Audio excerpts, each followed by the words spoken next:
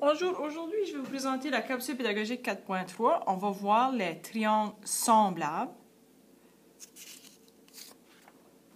Ce que vous allez apprendre dans le 4.3, vous allez apprendre à déterminer si des triangles sont semblables, déterminer si des diagrammes sont proportionnels, résoudre des problèmes en utilisant les propriétés des triangles semblables.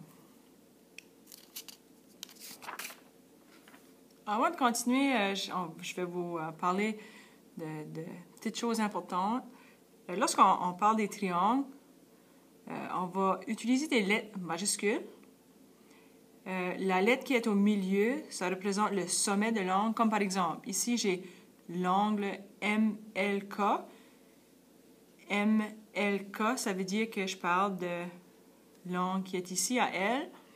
Vous voyez, ou ça peut être écrit l'angle KLM, parle encore de L, ou ça peut être écrit avec une lettre seulement, ou est-ce que c'est l'angle L, puis on parle de toujours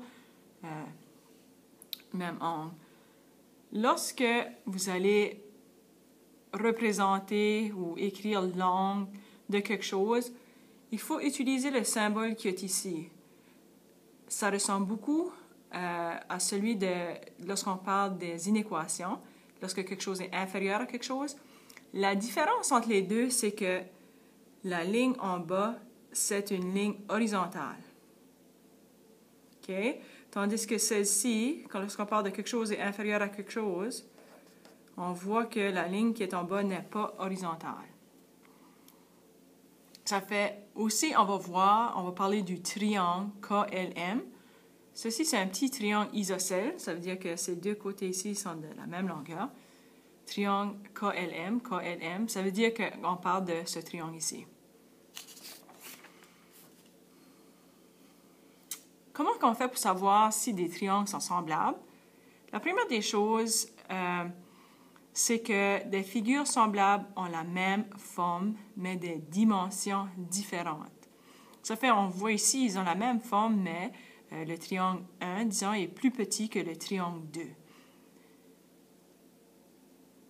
D'autres étapes pour savoir si les triangles sont semblables, c'est des angles correspondants de même mesure. Ça fait, on va comparer nos angles ici.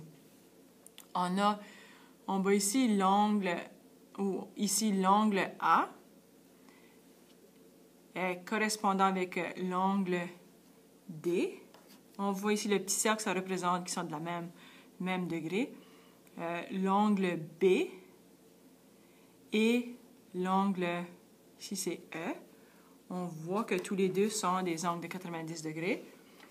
L'angle C et l'angle F. On voit ici, ça nous dit qu'ils sont de la même longueur, ou le même degré. La deuxième chose qu'on doit vérifier, c'est si des côtés correspondants sont proportionnels. Ça fait, ici, notre côté AB, vous voyez qu'il y a une ligne, un segment de droite au-dessus de AB. Ça veut dire que je parle du côté AB. AB et DE. On parle de BC, EF.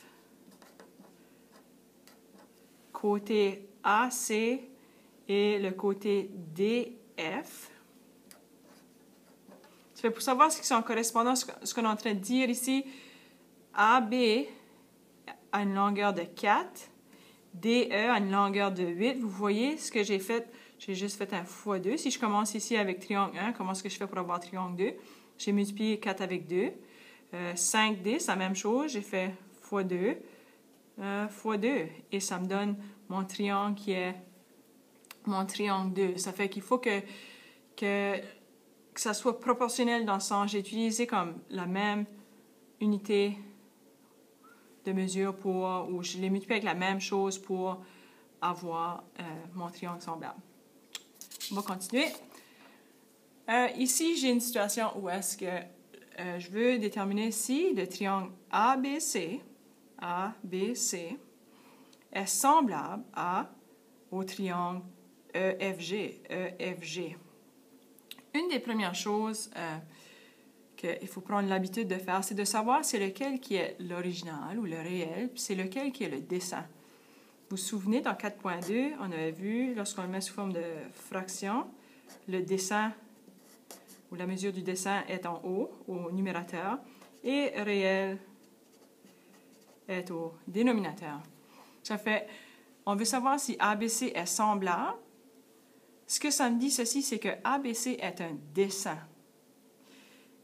et que le EFG est l'original. La première chose que je vais faire, je vais comparer les angles. Ça fait la mesure de l'angle A et la mesure de l'angle E. Ils sont tous les deux 90 degrés. On le voit, il y a l'angle de 90 degrés. La mesure de l'angle B, qui est ici, c'est 37 degrés. Et la mesure de l'angle F.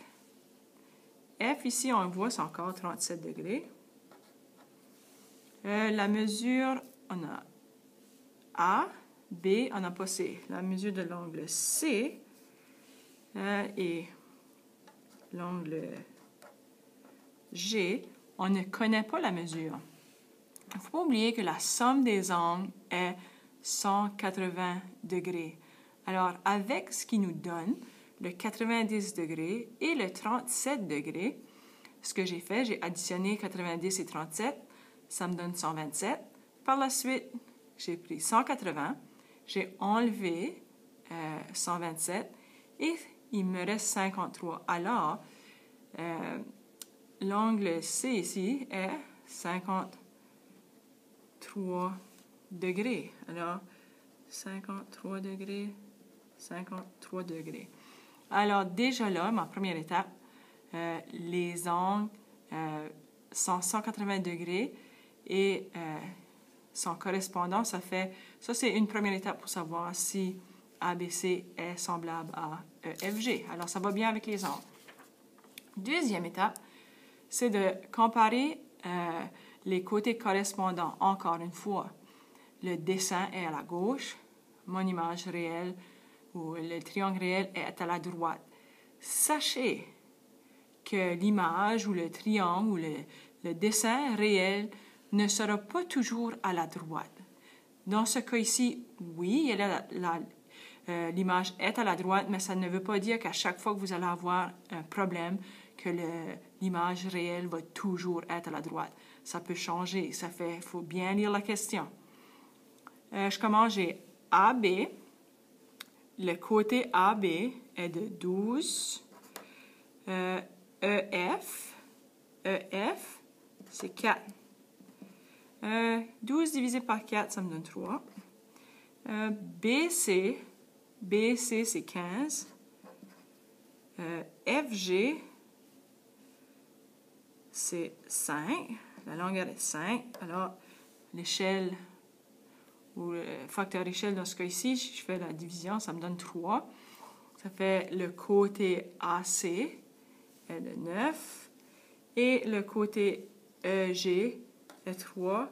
Et ceci, si je trouve facteur échelle est de 3. Ça fait parce que lorsqu'on compare chaque côté, facteur échelle est pareil. Ça veut dire que les triangles sont, ou que ABC est semblable à EFG. Pour répondre à la question, ici, ma facteur échelle est 3.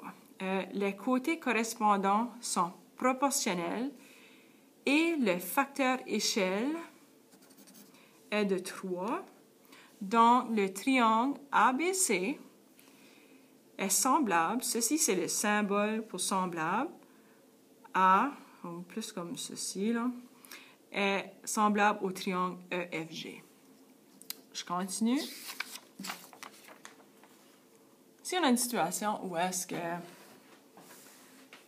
Luc dessine des triangles pour créer un casse-tête mathématique,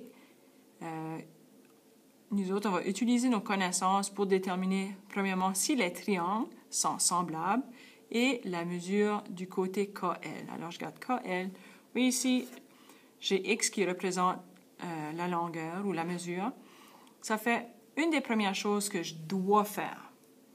quel est mon triangle original? Ça va influencer votre réponse finale. C'est important de savoir c'est quoi, c'est lequel est le triangle original. Pour savoir ça, je relis la question. Luc dessine des triangles pour créer un casse-tête. Ça fait, il veut créer un casse-tête. Et on voit ici que ce triangle ici, il nous manque des détails.